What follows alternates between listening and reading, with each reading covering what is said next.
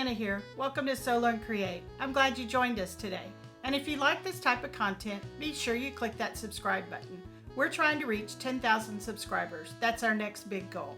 Also, we have a Patreon page if you'd like to support us in that way with multiple tiers.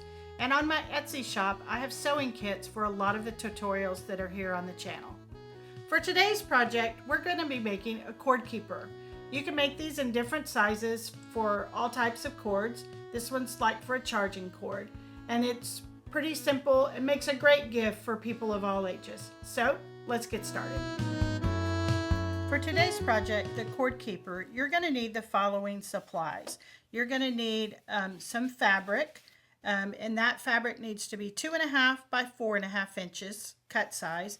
You're going to need some felt or some kind of stiffer fabric. What the felt does is it gives the cord keeper some structure or body to help keep its shape. If you just did it out of cotton fabric, it would be too flimsy. So you need something, and felt works well and is very inexpensive. And that also is 2.5 by 4.5 inches. So I'm going to cut my fabric, and I just wanted to talk a little bit about, I'm cutting it from scrap, and you can tell that this scrap piece is kind of been cut several different ways.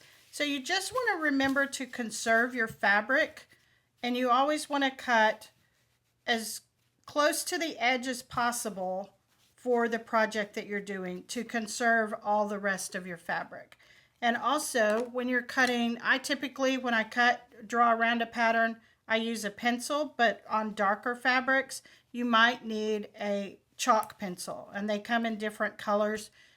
Pink and white work the best on dark fabrics. So I'm going to take my chalk pencil and just go around this pattern piece and cut it out. And now I can see that line really well. And remember, you want to cut fabric with your fabric scissors and use another set of scissors for cutting your threads. So now we have both our fabric pieces. And we're going to take and put the right side of this fabric in or face down on top of our felt. And when we stitch this, we're going to need to leave an opening. And I'm going to use my red and green clip method. So I'm going to use my green clip when I start and my red clip where I need to stop. And then I like to clip it all the way around on all the other sides. So when we go to the machine, we're just going to stitch all the way around, starting here at the green and stopping at the red, leaving this small opening. So let's go to the machine. When I sew this, I'm going to start here at my green, and I want to use my full width of my foot as my seam allowance. And that gives me a little over 1/4 inch seam allowance.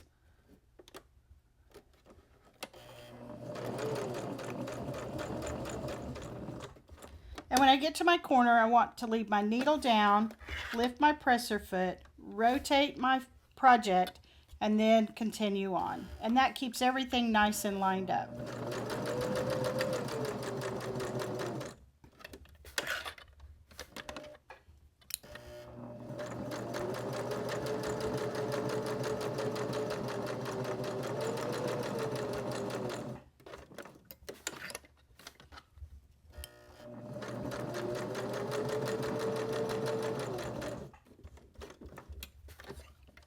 And then remember, when I get back to my red clip, I'm going to stop. So I'm going to remove that, put my finger there, just to remind me that I need to leave this small opening. And backstitch. Now we'll go back to the mat for the next step. Anytime I stitch all the way around something, I like to take and flip my project over just to make sure that something didn't shift on me and all my pieces are stitched correctly.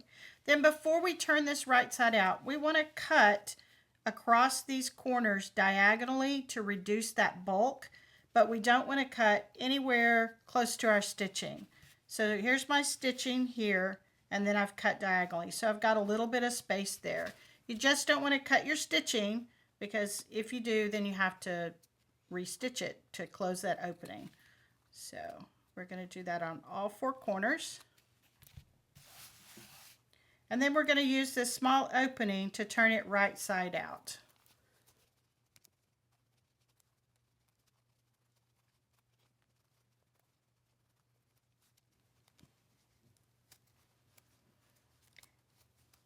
And once I have it turned, I use a chopstick to poke my corners out and just to kind of get them nice and crisp so they look really nice. And you just want to kind of gently work those corners because that felt is kind of bulky, and it'll get them a little bit more of a right angle. You just don't want to use the end of your scissors because of the pointiness. You can poke a hole and then you'll have to turn it wrong side out and start over. So once I have them all turned, and I like to just kind of roll my seams on a project this size, especially to get them to lay really flat.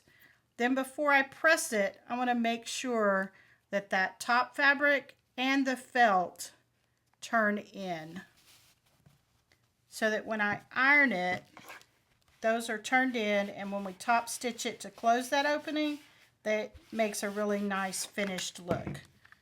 So when I go back to the machine, we're going to just top stitch, and I want to make sure that we close that opening. And this is kind of narrow, so I just want to make sure that those stay nice and tucked inside. So let's go back to the machine. When we top stitch, our goal is to do two things. The first one is to close up our small opening, but then also top stitching allows your two fabrics to be put together, and it just creates a nicer finish. And when I top stitch, I use the inside edge of my foot, and mine is kind of raised so it kind of just fits it like in a groove, and that gives me a really narrow seam allowance. So I'm going to start with my needle down and go all the way around. Again, when I get to my corners, leave my needle down, lift my presser foot, rotate my fabric, making sure I line it back up with the inside edge of that foot.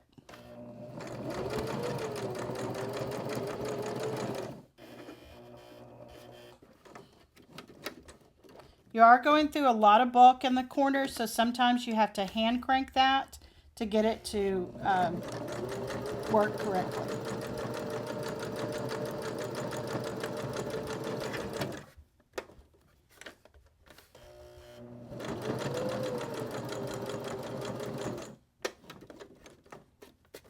Then when I get back to the stitching, I'm going to just cross it a little bit and back stitch to lock it all in place nicely.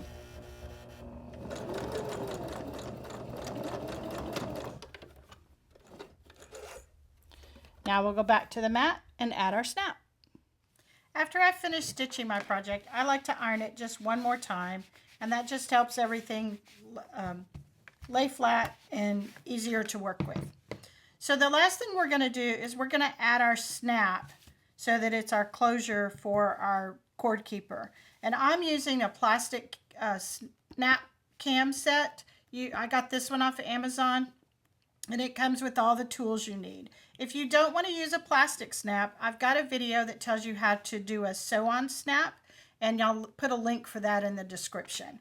But for today, we're going to use the plastic. So the first thing you're going to do is you're going to overlap your piece.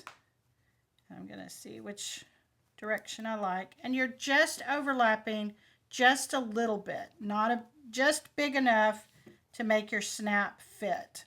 If you go much more, then what you're doing is you're reducing the width of the cord that you can put in there. So yeah, I think I'm going to go this direction. So I'm going just about 1/2 inch. And then I like to take, your kit comes with an awl to poke your hole. I like to poke my hole kind of in the center there, and I like to go all the way through all of my fabrics, all the way to the back. And what that does is it allows me to line up this edge and this edge really well. So then you put your cap on the front and poke it down, and that felt is kind of thick. And then I like to put the straight side edge on the top. And then you take your tool and you just want to make sure that that cap fits down into that black ring. And then you just squeeze. And when you squeeze, you just want to make sure that that center post is depressed. Then on the other one, on the other side, because you're coming this way, your cap comes from the back side or from the felt side. And because I poked my hole all the way through, it should be lined up nice and straight. And again, that felt is kind of thick, so you just have to work with it a little bit to get that post to come out all the way. And occasionally, you do have to take your awl and poke the hole again.